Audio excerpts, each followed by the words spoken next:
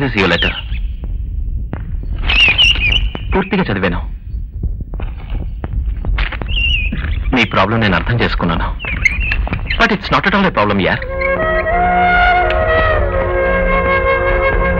I still love you. కంగారు పడకండి. యాక్చువల్గా మన ప్రేమకు నిజంగా అది సమస్యే కాదు.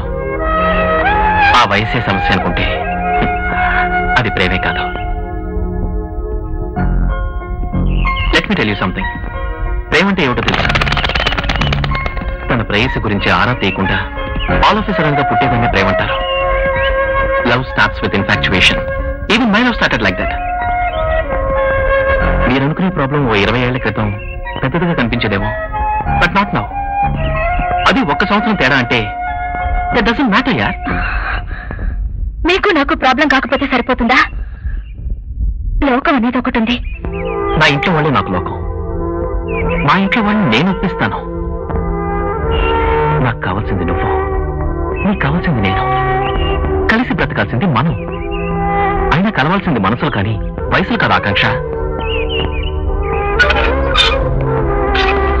అయినా మా ఇంట్లో వాళ్ళకి చెప్పకుండా నేనే పని చేయలేదు, ఇంక్లూడింగ్ నిన్ను ప్రేమించడంతో సహా. నమ్మలేకపోతున్నావు కదా? Yes, just come to my house.